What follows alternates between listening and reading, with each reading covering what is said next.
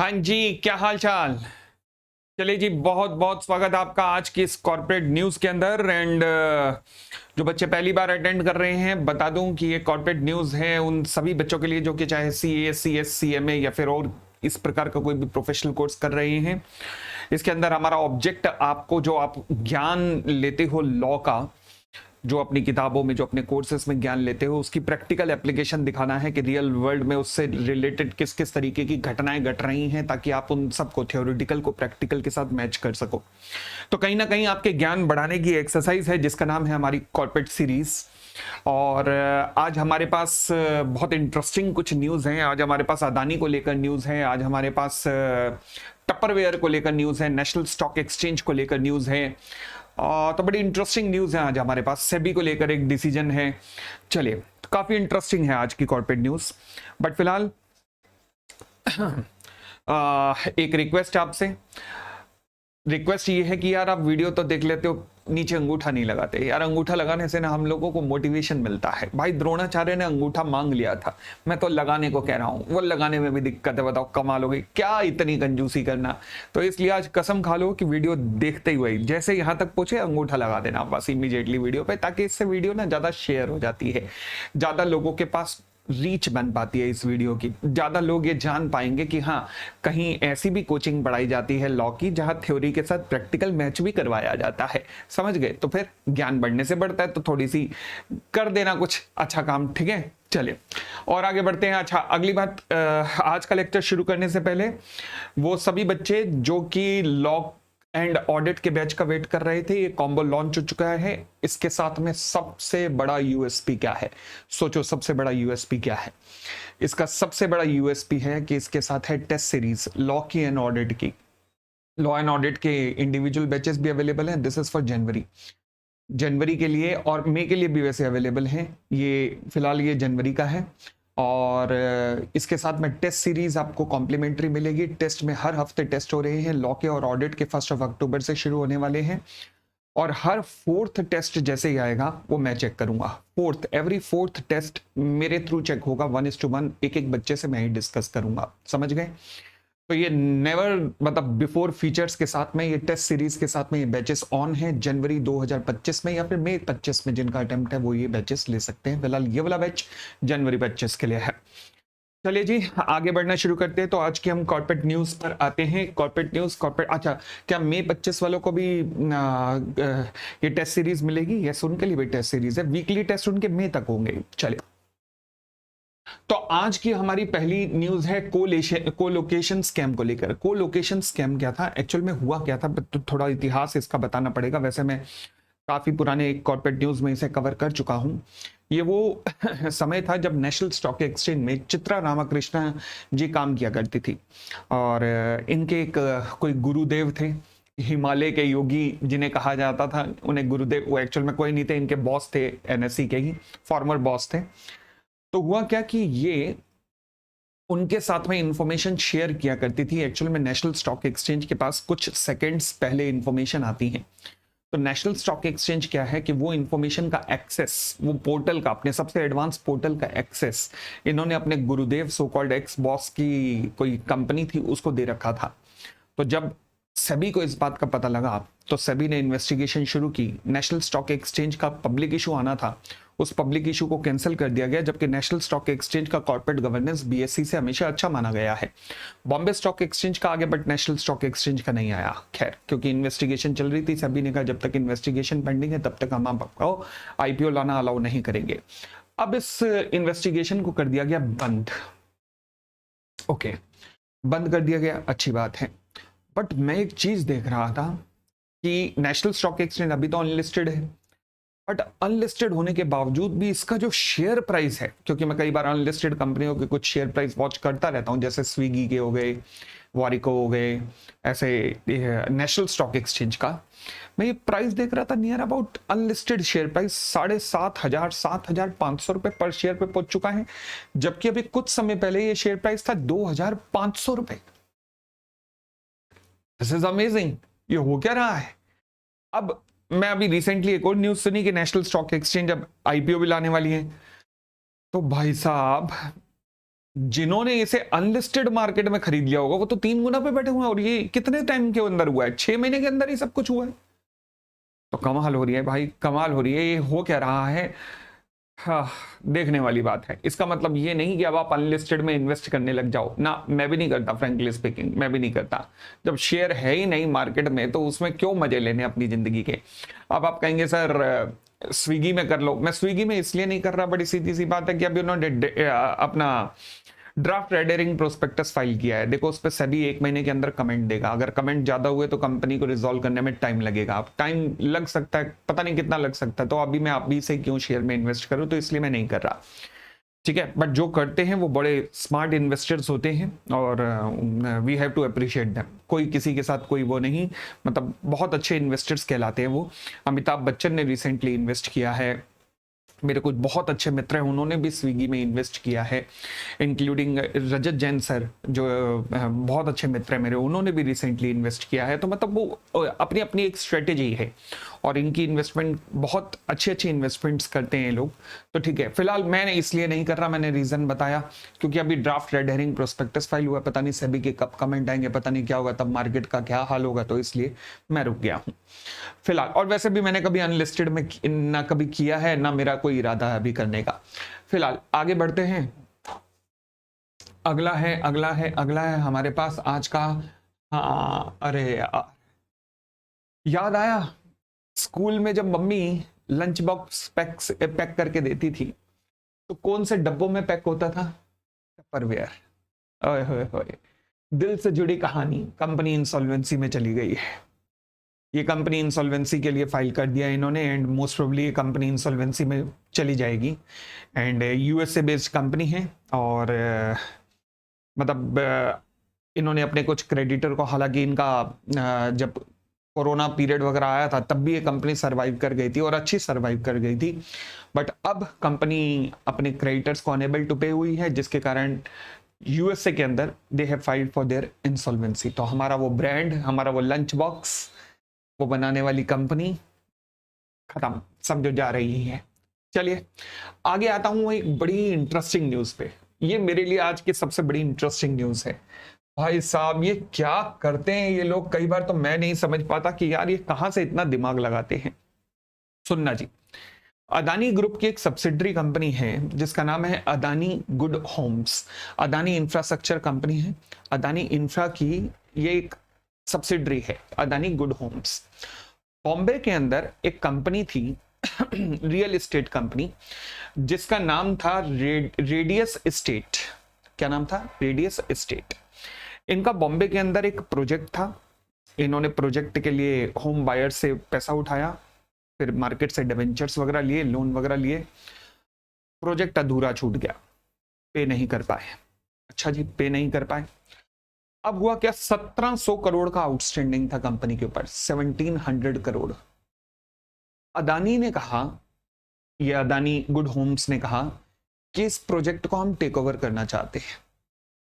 ठीक है, अब प्रोजेक्ट को टेक ओवर करना चाहते हैं तो फिर क्योंकि कंपनी ये जो थी रियल एस्टेट वाली, ये कहाँ चली गई थी? इंसॉल्वेंसी एंड बैंक्रप्सी कोड के अंदर चली गई थी। मैं हमेशा आपको बताता हूं कि भारत में अगर कोई भी कंपनी इंसॉल्वेंट होती है तो उसे कहाँ जाना पड़ता है? इंसॉल्वेंसी एंड बैंक्रप्सी कोड में जाना पड़ता है, जहां कंपनी पे सारा कंट्रोल किसके पास आ जाता है? कंपनी के क्रेडिटर्स के पास आ जाता है। अच्छा, क्रेडिटर्स में भी किसके पास आता है? क्रेडिटर्स में आता है फाइनेंशियल क्रेडिटर। देखो, 2 तरीके के क्रेडिटर्स होते हैं इंसॉल्वेंसी एंड बैंक्रप्सी कोड में, एक होता है फाइनेंशियल क्रेडिटर, एक होता है ऑपरेशनल क्रेडिटर। ऑपरेशनल क्रेडिटर में सरकारें आती हैं, प्लस जो गुड्स एंड सर्विस प्रोवाइडर्स हैं वो आते हैं। फाइनेंशियल क्रेडिटर्स में जो लोन प्रोवाइड करते हैं वो आते हैं, और फाइनेंशियल क्रेडिटर में एक और व्यक्ति आता है, वो है home buyers in case of real estate. अब इंटरेस्टिंग वाक्या क्या हुआ, अदानी ने कहा कि देखो जी, ये जो होम बायर्स हैं इनको कहा कि हम आपके फ्लैट रेडी करके देंगे, आपको फ्लैट चाहिए हम रेडी करके देंगे, बट जहां तक बाकी लोन का सवाल है 1700 करोड़ का, हम नहीं देंगे, हम नहीं देंगे। हम इसके बदले में केवल 75 करोड़ तक या 76 करोड़ ही दे सकते हैं।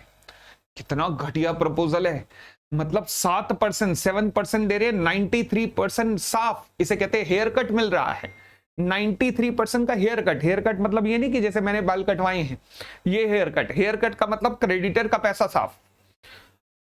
आप कहोगे सर क्रेडिटर की कंसेंट चाहिए होती है, 66% ऑफ फाइनेंशियल क्रेडिटर की कंसेंट चाहिए इन टर्म्स ऑफ वैल्यू, मतलब उनका जितना अमाउंट है उसमें 66% की कंसेंट चाहिए। अब यही इंटरेस्टिंग गेम अदानी ने खेली। पहली बार ऐसा इंसिडेंस हुआ जब से ये जब ये इंसॉल्वेंसी एंड बैंक्रप्सी कोड आया है। भाई साहब मैं तो इसको देख रहा हूं कि अगर यही गेम जेपी वगैरह में किसी ने खेल दी होती तो सारे बचा के ले जाते। खैर, अदानी ने क्या कहा? अदानी ने होम बायर्स को कहा कि देखो होम बायर्स, तुम्हें क्या चाहिए? तुम्हें चाहिए तुम्हारे फ्लैट, मैं तुम्हारे फ्लैट पूरे बना के दूंगा तुम्हें। रही बात 1700 करोड़ रुपए की, 1700 करोड़ में तुम्हारा भी बहुत मेजर हिस्सा है। अगर तुम अप्रूवल दे दो तो मेरी 66% की मेजॉरिटी बन जाएगी। होम बायर्स ने कहा हमें तो फ्लैट चाहिए, हमें क्या चाहिए, हमारी तरफ से अप्रूवल है। ओ भाई साहब, उन्होंने अप्रूवल दे डाली।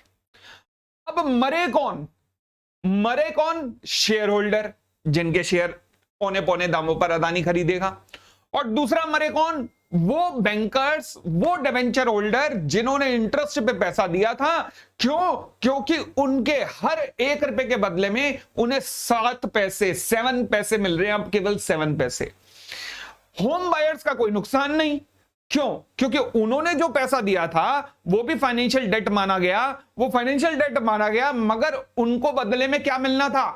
फ्लैट। कम अदानी कह रहा है मैं फ्लैट बना के दूंगा ही दूंगा। अच्छा, दूसरे जो क्रेडिटर थे, डिबेंचर होल्डर या बैंक्स, उन्होंने जो पैसा दिया था बदले में उन्हें क्या मिलना था? उनका पैसा वापस प्लस उनका इंटरेस्ट। ना मिला इंटरेस्ट और प्रिंसिपल मिला 10 रुपए में से कितने रुपए? सॉरी, 1 रुपए में से 7 पैसे, 93 पैसे का हेयर कट मिल गया। तो अब ये जो क्रेडिटर्स थे बैंक वगैरह, ये सब कहे सुप्रीम कोर्ट में त्राहिमाम त्राहिमाम त्राहिमाम, ये क्या हो गया भाई? ये लूट लिया अदानी ने हमें। सुप्रीम कोर्ट ने कहा भाई लूटा कहां है? ये तो एक्ट में लिखा है, कोड में लिखा है ये बात तो, और जो कोड में लिखा है उसने उसी अनुसार किया है। कोड में लिखा है सारा कंट्रोल फाइनेंशियल क्रेडिटर के पास आएगा।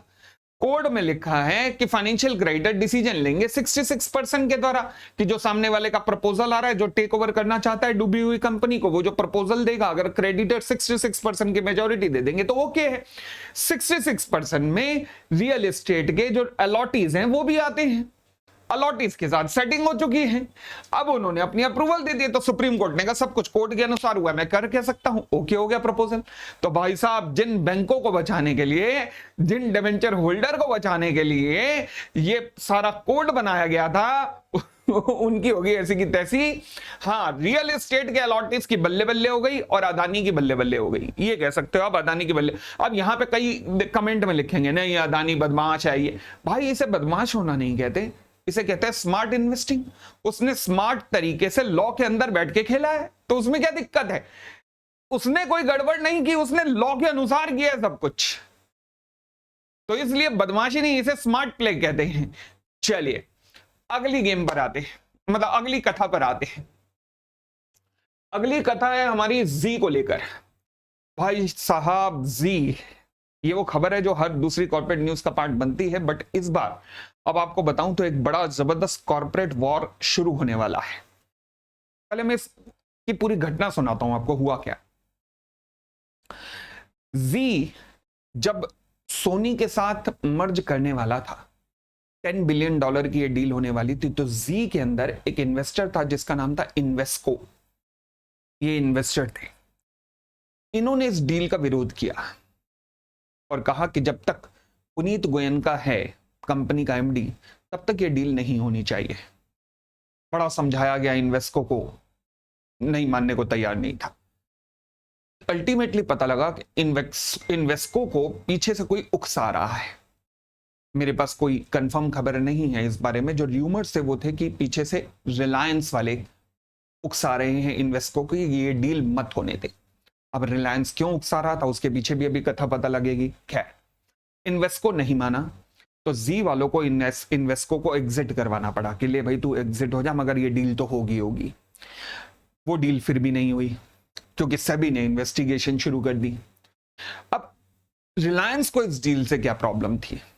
वो प्रॉब्लम ये थी कि रिलायंस जो है स्टार के साथ ही या डिज्नी हॉटस्टार के साथ मिलकर एक डील करना चाह रहे थे। वायोकॉम के साथ में एक डील होने वाली थी, वो 8.5 बिलियन की डील थी, यानी कि जी और सोनी से थोड़ी छोटी। अब वो चाहते थे हमारी डील पहले हो जाए, बट यहां पर जी और सोनी की डील हो रही थी। अब अचानक से सेबी ने इन्वेस्टिगेशन शुरू कर दी और पाया कि भाई साहब सुभाष चंद्र हो या पुनीत गोयल का हो, ये तो कॉर्पोरेट गवर्नेंस में फेलियर के दोषी हैं, और हैं भी सही, इनका ट्रैक रिकॉर्ड बहुत ही खराब रहा है। तो फिर डील को रोक दिया गया, सोनी ने डील तोड़ दी। खैर, इतने में अब रिलायंस और डिज्नी, इनकी डील हो गई अप्रूव, इनकी डील इंप्लीमेंट होने वाली है अब जल्दी। अब क्या हुआ, अचानक से खबर आई कि जी और सोनी, इन्होंने अपने अपने जो एप्लीकेशन एक दूसरे के अगेंस्ट फाइल की हुई थी आर्बिट्रेशन के अंदर, वो एप्लीकेशन विड्रॉ कर लिए। ओके, तो सबको ये लगा कि भाई लग रहा है कि अब दोबारा से डील रिवाइव होने वाली है ना। मैंने पहले भी बताया था ये डील अब रिवाइव नहीं हो रही, इसमें सुनने में आया कि शायद अदानी आ रहा है। ओके, अदानी के कदम आने वाले हैं, तो यानी कि अदानी वर्सेस अंबानी ये बनने वाला है। बट फिलहाल अभी ये कंफर्म नहीं है, ये न्यूज भी, ये भी केवल मार्केट में रूमर्स हैं। अब एक और इंटरेस्टिंग वाकया हो गया। वो इंटरेस्टिंग वाकया ये हुआ कि मुझे लगता है ये कहीं ना कहीं फिर ये कहीं ना कहीं रिलायंस का हाथ होना चाहिए इसमें कहीं ना कहीं। वो वाकया क्या हुआ कि कल सोनी स्टार वालों ने, जो कि डिज्नी हॉटस्टार के अंदर ही आते हैं, उन्होंने जी के ऊपर क्लेम किया है $940 मिलियन का। अब ये क्लेम करने के पीछे रीजन क्या रहा वो भी सुनो। जी जो है उसने, क्योंकि भारत में जितने भी, एशिया में जितने भी क्रिकेट मैच होंगे, आईपीएल होंगे, उन सबका राइट ना डिज्नी के पास है। तो जी ने वो राइट उससे लिया था। $2 बिलियन की ये डील हुई थी, $2 बिलियन। अब जी इसलिए राइट ले पा रहा था क्योंकि उसकी सोनी के साथ डील हो रही थी, सोनी से पैसा आना था, जिससे पैसे को लेकर इसने ये डील करनी थी। जी इसलिए डील कर पा रहा था। अब डील कैंसिल हो गई तो जी को इस डील से हटना पड़ा, जो कि आईपीएल के राइट वगैरह लेने की डील है, उससे हटना पड़ा। अब स्टार ने जी के ऊपर ये केस डाला है कि भाई तूने मुझे कहा था कि तू राइट लेगा क्रिकेट मैचेस के, जी वालों को, अब तू पीछे कैसे हटा? चल आर्बिट्रेशन के अंदर मुझे डैमेजेस पे कर, ब्रीच ऑफ कॉन्ट्रैक्ट के। ओ भाई साहब, जी फिर धस गया। मुझे लग रहा है ये स्टेप कहीं ना कहीं, क्योंकि मेरा ये केवल मेरा एनालिसिस है, सही है या गलत है नहीं जानता मैं, बट मुझे लग रहा है कहीं ना कहीं अदानी को जी टेक ओवर करने से रोकने के लिए रिलायंस ने ये प्रेशर डाला स्टार पे कि भैया तू केस कर। मुझे लगता है ये हुआ होगा, but I am not confirm. But क्या कॉर्पोरेट वॉर चल रही है, ये सोच के देखो कि क्या कॉर्पोरेट वॉर पास्ट में चली और अब चल रही है। न्यूज वैसे ऐसे इसमें जैसे जैसे आती रहेगी मैं आपको बताता रहूंगा, बट मेरा एनालिसिस ये कहता है कि रिलायंस ने डिज्नी से कहकर जी पे प्रेशर डलवाया, $940 मिलियन के डैमेजेस क्लेम करवाया, आर्बिट्रेशन में केस चलेगा, ताकि अदानी को जब लगे कि इतना बड़ी लायबिलिटी आने वाली है, अदानी इस डील से पीछे हट जाए। ओह, लेट अस सी आगे क्या होने वाला है। चलिए, अगली खबर है आज हमारे पास सेबी को लेकर। सेबी ने, ये खबर आपने 2-3 दिन पहले आई थी, आपने देख लिया होगा कि बोनस शेयर्स जो है अब T+2 डेज के अंदर मार्केट में ट्रेड हो सकते हैं। ओके, अब इसके पीछे की कथा सुनाता हूं, है क्या, स्टोरी कैसे चलती है। देखो जी, अभी तक तो चलता था पहले, अभी क्या होता था, एक कट ऑफ डेट होती थी, कट ऑफ डेट के बाद फिर 6th डे पर बोनस शेयर्स वगैरह जो है वो डीलिंग वगैरह के लिए उतरते थे। बट अब क्या हुआ, सेबी ने कहा ये जो अनाउंसमेंट के बाद इतने दिन का जो गैप है उसे खत्म कर दिया है, और अब क्या कहा है कि आप एक कट ऑफ डेट अनाउंस करोगे। कट ऑफ डेट मतलब वो डेट जिस दिन अगर आपका नाम आ रहा है तो you are eligible to get this bonus shares. Cut off date के बाद अगले ही दिन, कट ऑफ डेट के बाद अगले ही दिन अलॉटमेंट हो जाना चाहिए। ओके, यानी कि कट ऑफ डेट अगर टी है तो T+1 पर अलॉटमेंट होगा, और फिर अलॉटमेंट के अगले दिन ये शेयर क्रेडिट होने चाहिए ताकि शेयर होल्डर बेचना चाहे तो बेच सकता है। अब आज के बाद ये नई रेगुलेशन आ रही है ताकि जो टाइम गैप था फालतू का, उस गैप को अवॉइड किया जा सके। फालतू के टाइम गैप को, बड़ा अच्छा स्टेप है सभी का। जब आपको बोनस मिल ही गए, ये तो ऐसा ही हो गया ना कि मैंने कहा जी मैं आपको डिस्काउंट दूंगा, आप इंतजार कर रहे हो जी आएगा आएगा जी डिस्काउंट आएगा जी आएगा, कब आएगा जब अनाउंस किया है तो कल ही दे देना चाहिए ना, तो इसलिए तो पहला दिन अगर टी कट ऑफ डेट है, अगला दिन अलॉटमेंट का होगा आज के बाद, और उससे अगले दिन आपके अकाउंट में क्रेडिट हो जाएंगे शेयर्स, बोनस शेयर्स।